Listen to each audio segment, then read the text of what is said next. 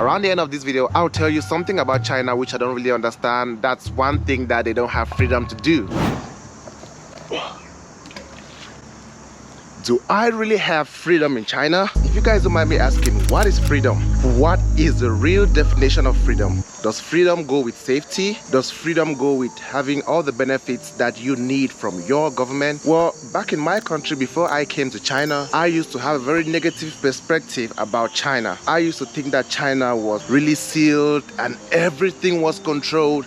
Every single step you take is controlled by the government. Like if you want to move a step, like I'm moving right now, 1 step, 2 steps, I thought all these steps had to be controlled by the government. That was what the media actually led me think. But when I got to China, I realized that everything I was told or everything I read about or everything I saw in the news was not actually what it seemed. And I was surprised. I was really surprised, and that's one of the reasons why I make all of these videos right now, so that other people who are in my position right now in their various countries will understand the true China. And again, just like China, Africa had been seen differently in the eyes of the media. But then thanks to vloggers here on YouTube, many more people can now see the truth and understand the truth about the continent of Africa, the continent of Asia, the countries in Africa, Nigeria, Cameroon, South Africa, Kenya, Uganda, and other countries, even Niger. And that's because just like China, most countries in Africa had always been portrayed negatively by the media. So in this video, I am actually trying to respond to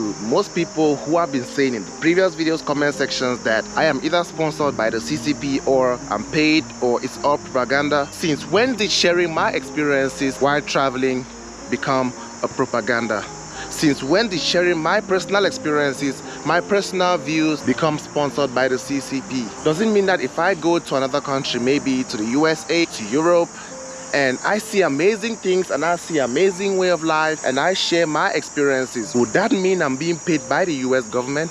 Would that mean the Europeans are paying me? No, that's not the case. Comments in the previous video said there's no freedom in China and everything that I show in the videos are just infrastructures and there's no one to enjoy all these infrastructures with no freedom. Okay, which country has the most freedom, if I may ask? Is it the USA? Is it Europe? Is it in Africa? Which country actually has the most freedom? I really appreciate this answer because now I'm confused. And when we talk about freedom, what do we really mean? We need to understand this. China has a population of about 1.4 billion people. That's maybe about 3 to 4 times the size of the USA. And that's much bigger than most countries worldwide. And they have managed to live at least 800 million people out of poverty. That's maybe about a little over 80% of the general population. You know, in my own little country, with just over about 27 million people, it's so hard for the government to even control the people. And there's lots of trouble sometimes. And that goes same for other countries. Look at the USA, for example. Most times there's riots, there's revolts, people saying that they want this or they don't want that. But then at the end of the day, the Supreme Court still decides what they want. Look at France, for example. There have been some riots recently where people were actually rioting. One thing I have to ask again is this. When we talk about freedom, is it the freedom to riot? Is it the freedom to destroy property? Is it the freedom to be able to loot stores?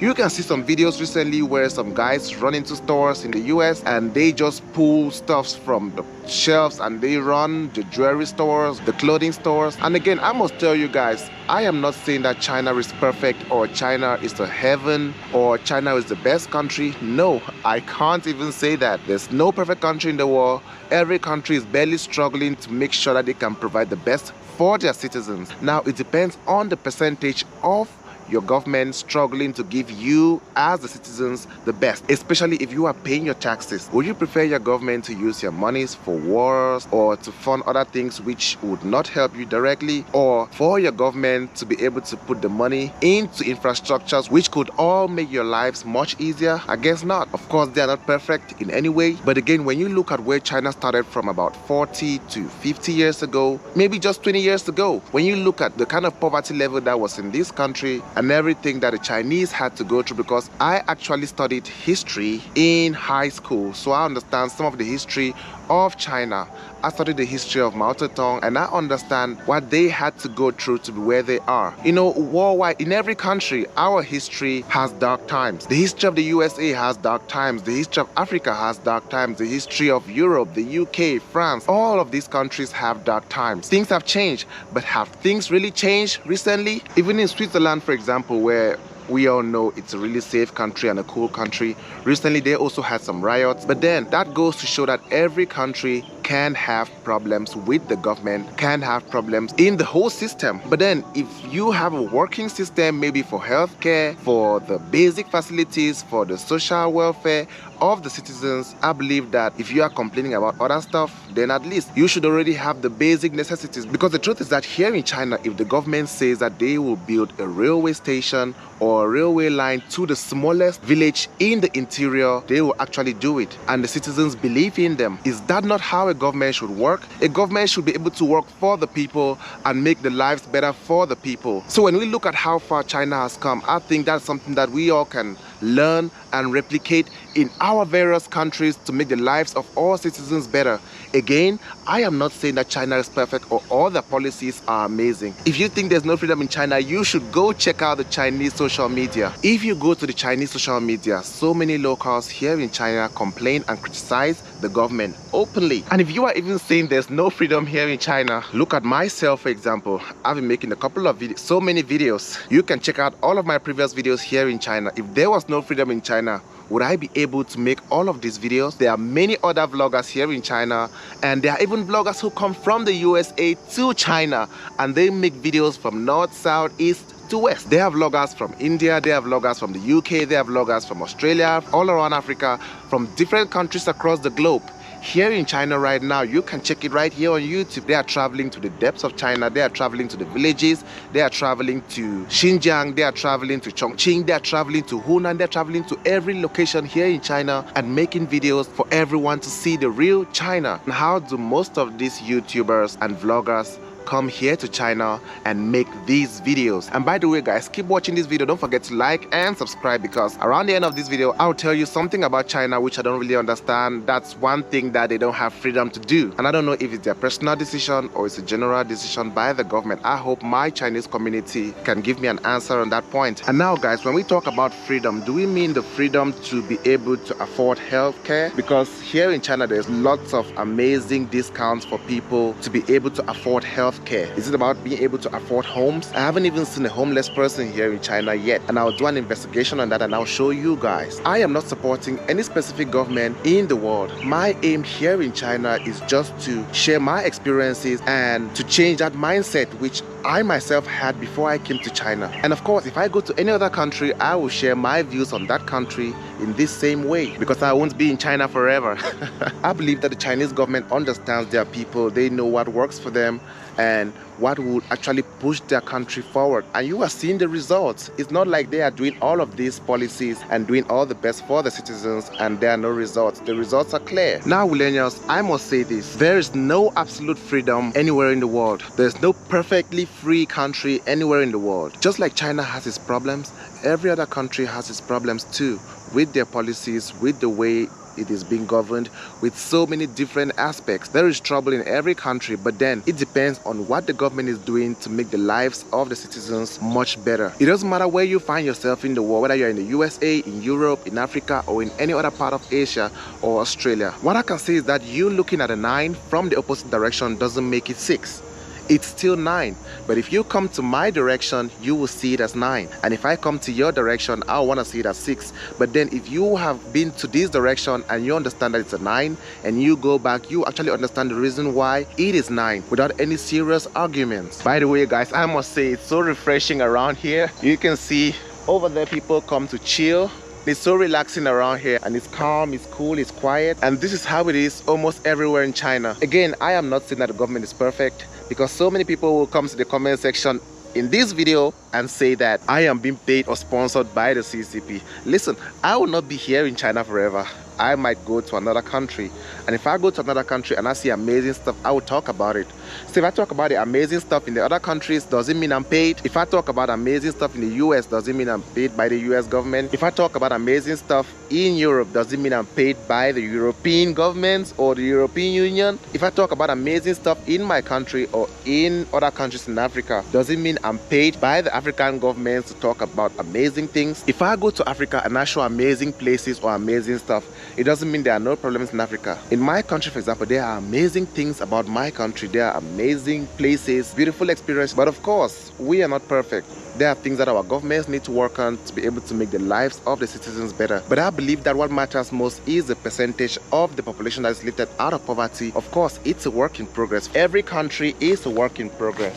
It just depends on the governments that we have. I remember last time someone said I should go to the public and criticize the government of China and say things bad about the government. Now, my question is this: why would I need to go and stand in public and criticize a working government? Because from what I've seen so far here in China, the government is doing its best to work for the people and to make sure that the people are happy. It's clear, you guys can see it. If you think the government isn't working, you can travel to China. Everyone can travel to China and experience the real China. Nobody is stopping you from traveling to China. Now I make these videos just in hopes that other governments, other countries can learn, observe, and we all can work together to make the world a better place. I'm not hailing the Chinese government for nothing. It's because I've seen what they have done.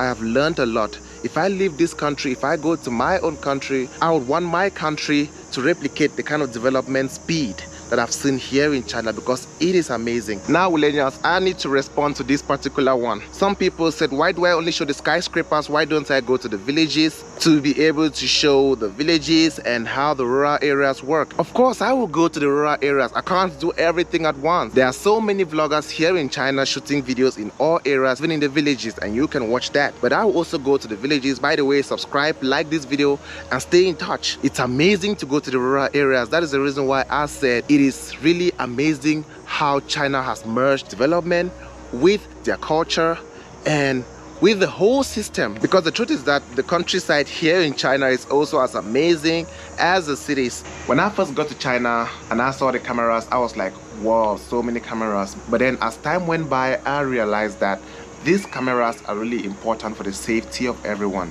For example, if someone steals your stuff or if you're harassed on the road, you can easily go to the police and complain, and they check the cameras and they will see all of the evidence. They will be able to trace your stuff that has been stolen and you will get it back in a jiffy. China is currently one of the safest countries in the world, because first, since I came to this country, I haven't seen a shooting anywhere. I haven't had some bad encounters where someone threatens my life or someone holds a knife against me. My aim is just for everyone to understand that at the end of the day, what we all need is peace, calm, safety, and the happiness of everyone. Here in China, if you go to some of the villages, no matter how small the village is, no matter how far away the village is, you will see huge schools, you will see a healthcare facility, you will see amazing business centers that have been built for the population.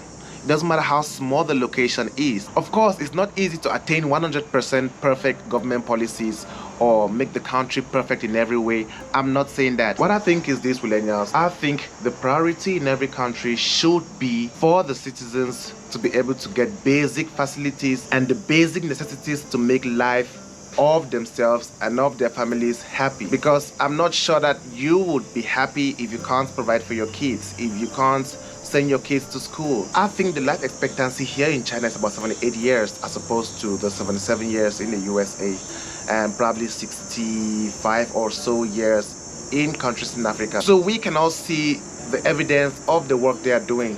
People can live longer, people can live happier, people can be safe, and I believe that is thanks to all the systems that have been put in place to make sure that all the citizens are safe. I think the way China works is collective progress, collective safety, collective happiness, collective peace for everyone. And well, every policy is not perfect. I believe the capitalist system still has its problems, the communist system still has its problems, Every system of government in the world still has its shortcomings. But then we are all human. There will never be any perfect policy in the world. There will never be any perfect system of government in the world, because at the end of the day, if you are looking at other country from outside and saying that country is bad, that country can also look at your country and say that your country is also bad due to this and that. There are over 1,000 things that people can say that is wrong with the US, and there are over 1,000 things that people can say that is wrong with China, and there are over 1,000 things that people can say that is wrong with Europe, with Africa, with all countries all around the world. So no need for us to even keep on bashing each other. What are we gonna get out of it at the end of the day? Nothing, right? Now, one of the freedoms that I've noticed here in China that Chinese do not have, I've noticed that most times when there's some problems by some two people